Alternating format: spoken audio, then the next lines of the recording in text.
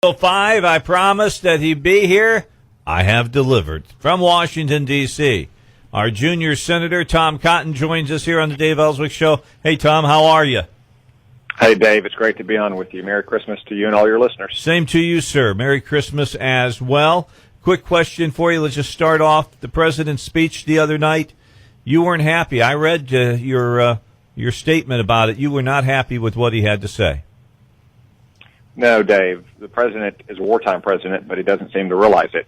He spent most of his time lecturing us about ineffective gun control measures and political correctness rather than facing up to the fact that his strategy against the Islamic State is impotent and that he has to change courses if he's going to prevent more American deaths at the hands of Islamic terrorists. Okay, so I know we only got you for 10 minutes, so I'm going to hit some different things to talk to you about. Mark Raymer is here, as well as Paul Calvert on the power panel. They got a question for you. Iran tested a brand new medium-range ballistic missile. The president doesn't seem to be too upset about that. My feeling is they're out breaking their rules left and right as though it's no big deal. Yeah, Dave, this is the second time they've tested a ballistic missile since the nuclear deal was announced. Not only have they not released American hostages, they've taken more American hostages. The leader of the Iranian Revolutionary Guard Corps, the shock troops of the Ayatollahs, went to Russia in the interim and coordinated Russia's intervention in Syria. Time after time, they violated their obligations under international law. The president should walk away from this deal, or at least demand that Iran begin to comply with all of their obligations before we move further into implementation. Tom Cotton, this is Mark Raymer. How are you? Hey, Mark, how are you? I cannot complain. Pleasure to speak to you again.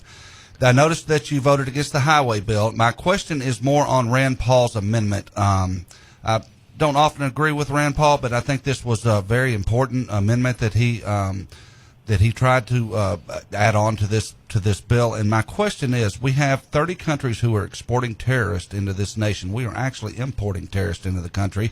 I think this is a valid amendment that he tried to get passed.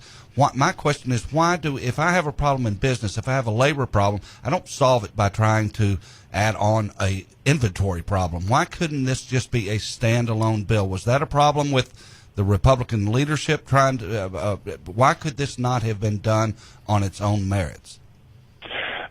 So, Mark, I share your concern about the visa waiver program. I share Rand Paul's concerns for that matter. I simply thought his amendment was a little overbroad.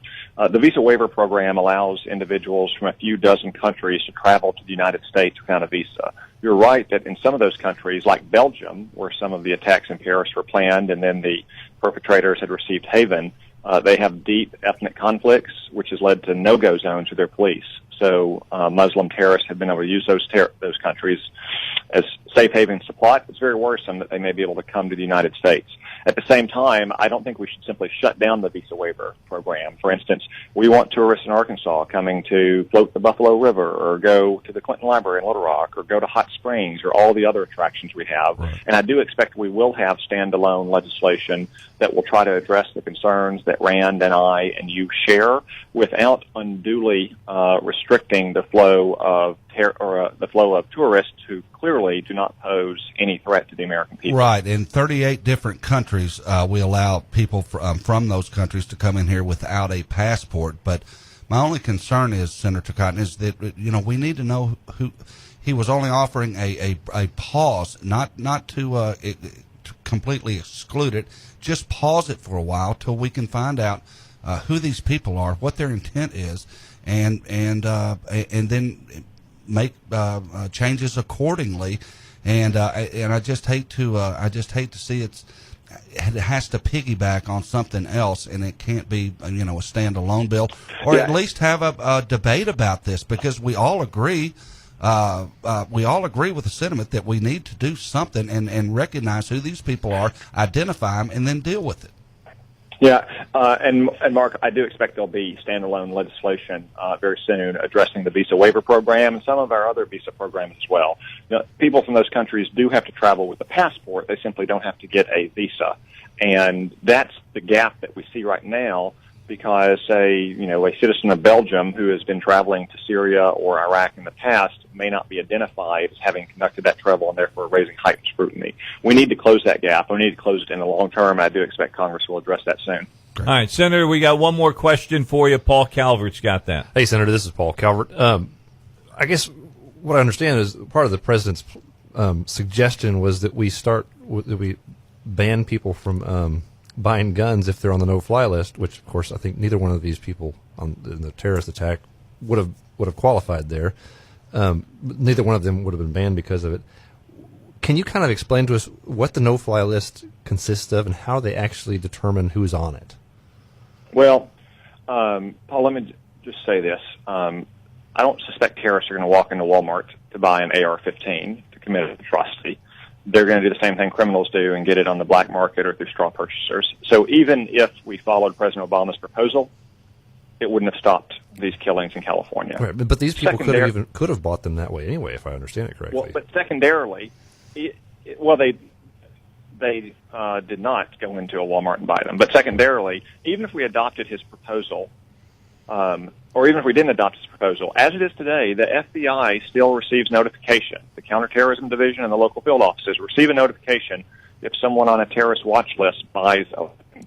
So it's not like they can simply walk into a Walmart today without any notice, without any knowledge of the FBI that they're trying to do so. I would add, though, that these lists are far from infallible. Mm-hmm. In fact, Department of Justice Inspector General report said a few years ago that about half of the people on the list were there inaccurately. Ted Kennedy, the famous liberal senator from Massachusetts, the heir to America's greatest political dynasty, was on the list for several weeks, and he couldn't fly on occasion. And it took him weeks to get off the list.